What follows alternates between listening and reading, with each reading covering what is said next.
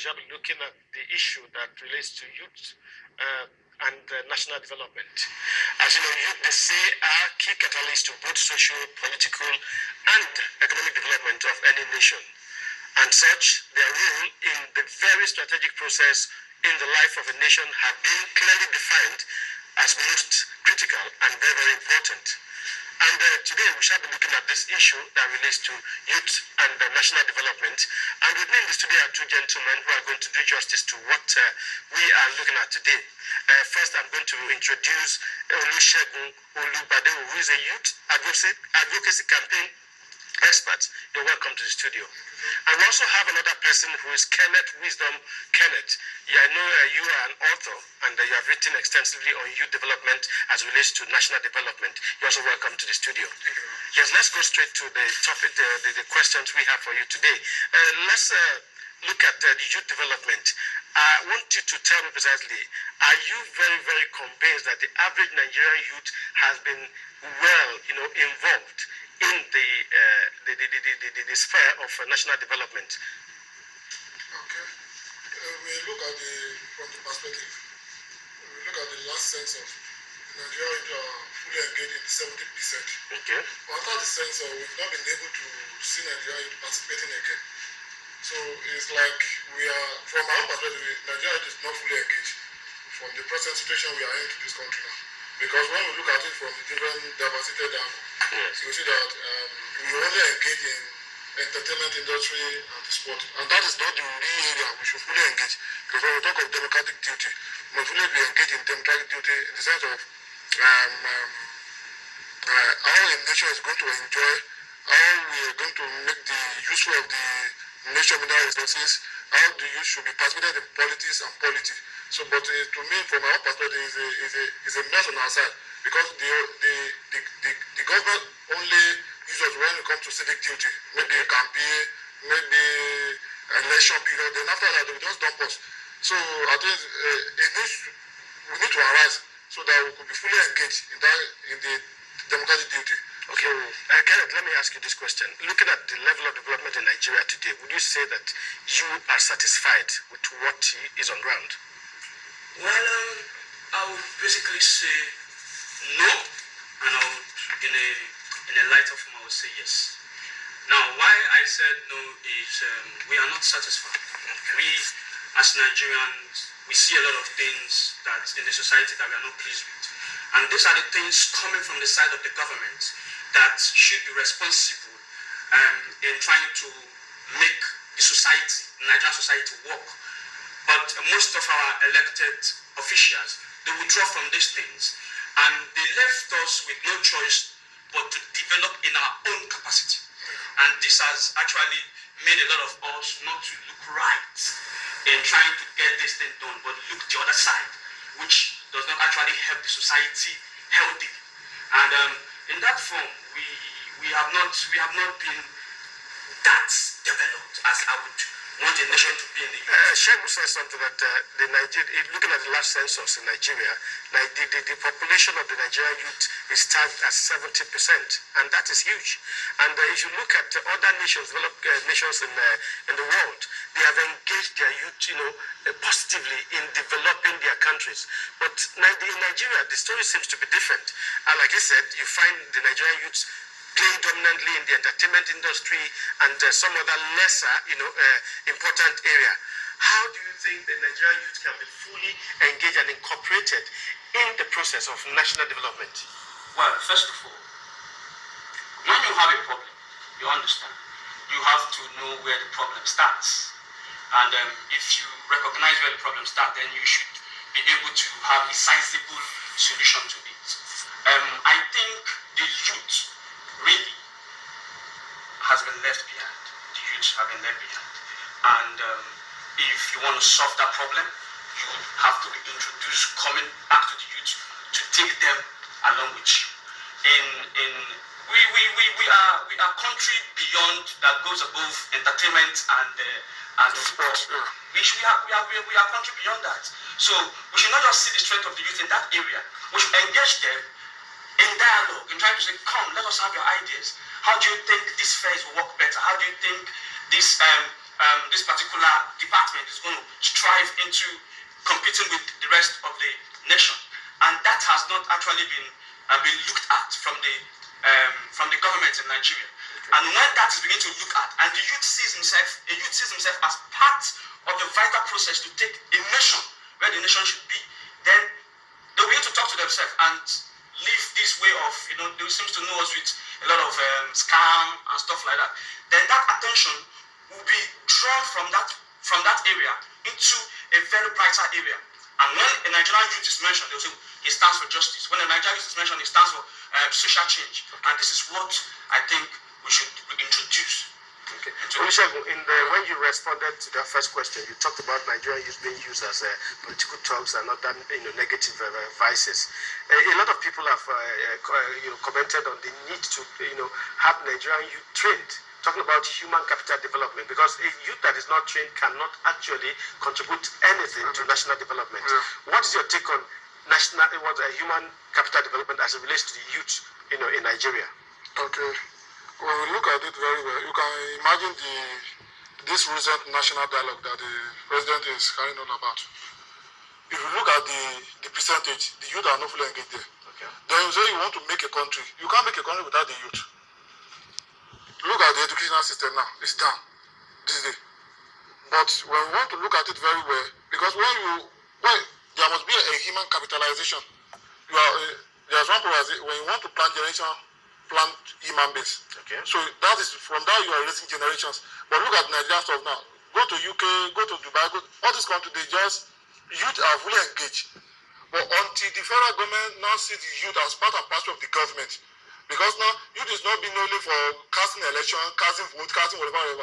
But when they see us as part and parcel of this, and it's not that maybe you say you want to engage youth, you started buying Okada, buying Keke Napep, that is not the full engagement. But when we're talking of educational engagement, democratic duty, now when they want to be an election in the country, that's where you see government, they'll be campaigning for youth. Youth come. After that, they dump them. The youth now been neglected area. So they have nothing. So that's why you see some of them, they travel abroad, they are not the good ambassador of this country. They go there, they do some dubious address. Okay, look at UK. It is possible for them to ban Nigeria with that ban us. Look at Dubai, you see Nigeria on the street. People now take traveling abroad as an alternative for them to survive. But when the country, until the government realize its fault, that youth are part and parcel of this democratic nation, unless that we are going nowhere. Okay, Kenneth, let's look at the youth themselves. Some people have said they too have their own problem. Most often they complain about being marginalized and not being involved in the polity and the process of democracy in Nigeria. But some have said that even the training process in our institutions are not actually geared towards preparing the youth to contribute to national development. For instance, we have courses that are no longer relevant in today's world. What do you think the government can do? Because I was talking to somebody, he said, look, the greatest asset and currency that Nigeria has is still the Nigerian youth. And until Nigeria takes advantage of that currency, then we won't be able to play at the same, turf with other developed countries of the world. How do you think the Nigerian educational system can be modeled to, empower the Nigerian youth to contribute positively to national development? First of all, I would like to say it's a sorry case on the side of ASU and the federal government as it is now, because in that area, the educational system is dilapidating.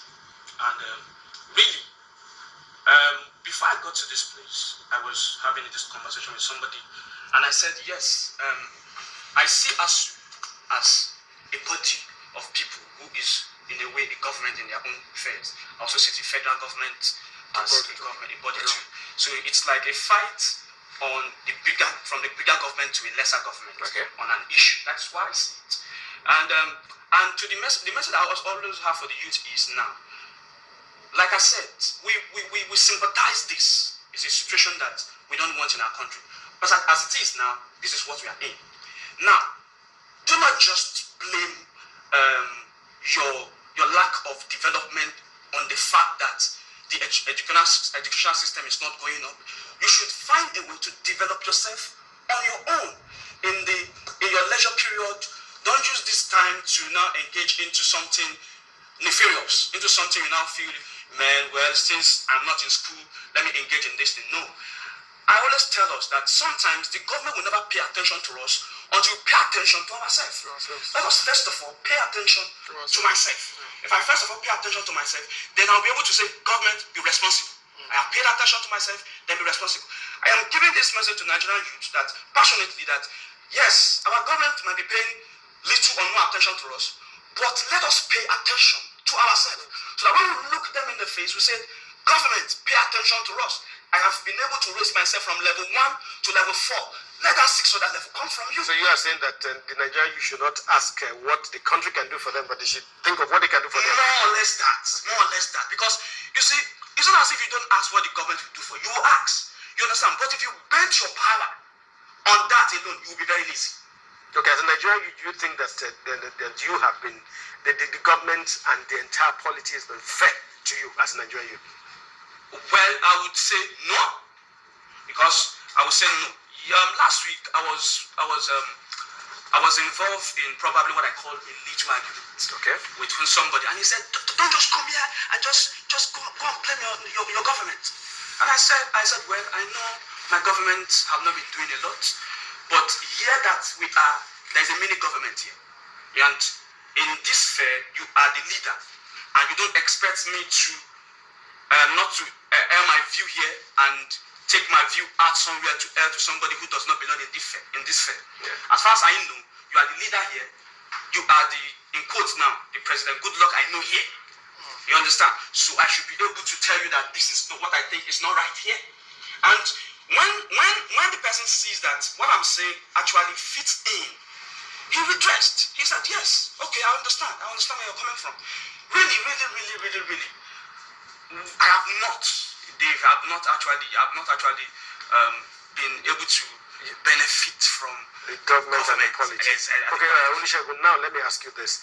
In what way do you think Nigerian youth can begin to mold themselves and get themselves prepared for leadership positions? Because the question of we have been marginalized, the older ones do not want to leave the stage. So they're saying that we are the leaders of tomorrow, and the future is here. Because some of the people, like the former President Olusegun Obasanjo, when he became the head of state of this country, he was about 30-something. So the one was, even less than that.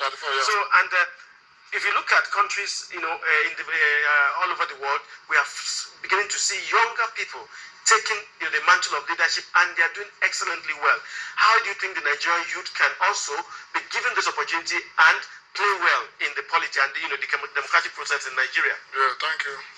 The only way it can be solved is when Nigerian youth know the reason for our independence. Some people does not understand the reason for the independence. So when we make that commitment, that is the reason why we championed the cause of an independence in 1960.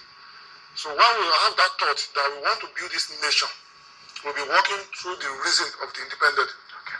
The commitment.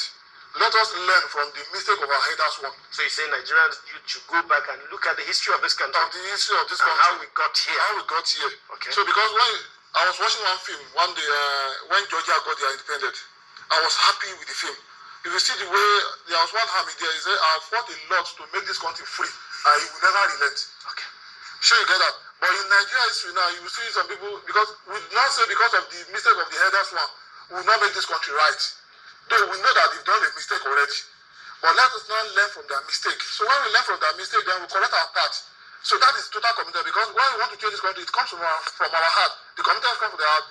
President can say you want to do the national dialogue, but that's not the end. So you are saying Nigeria youth should be wholeheartedly in. Because when we committed from our heart, then the spirit of the national dialogue will now move on. Okay, Kenneth, what will be your parting shot as it relates to finding a solution to making Nigerian youth more involved in the national development? Well, first of all, this issue of us, first of all, needs to be looked into, and make sure that the educational system start working effectively. Because, like I would say to people, education is very, very important. It's very, very important. Some other people might not target as ultimate, yes, but it's very, very important. And if you want your child to take after you, he has to be educated. He has to be educated. You have to. Education is like a path that a child follows. You understand? from the home. You understand? The parents gets a child and said, don't do this, a part. Now it gets into the society. They tell you this is social study, this is home economics, a part. You understand? And this is how you rule the thing. So they should go back to the educational system, strengthen it. And the youth themselves should know that yes, I am going to school, but I should also engage myself in developing myself. Okay. Thank you very much. Yes, gentlemen, I want to thank you for coming to our studios this morning to look at this most important issue in Nigerian youth and national development. I'm sure that soon we'll bring it back to the studio so we can look at it, take a more in-depth analysis of this topic, which we have brought on the front burner this morning. Thank you for being our guest this morning. Yes, we have been looking at Nigerian youth and national development here in our Lagbodo studio on Kakaaki, the African Voice. I want to say thank you for being a part of the program, and now I take you over to Abuja, where Adora and my other colleagues will be, rounding off the program. So thanks for watching. And we can't say we need to talk. There's a lot of talking that needs to go on right now. Exactly. Especially what we said with all the processes emerging and going towards 2015. Exactly. I mean, if anything, if Anambra elections, like I would say, is anything to go by, then I think that all institutions, INEC, must step up their game to ensure that Nigerians are able to vote freely in 2015 and perhaps get the kind of leadership that a lot of Nigerians are yearning. Today on the program from Lagos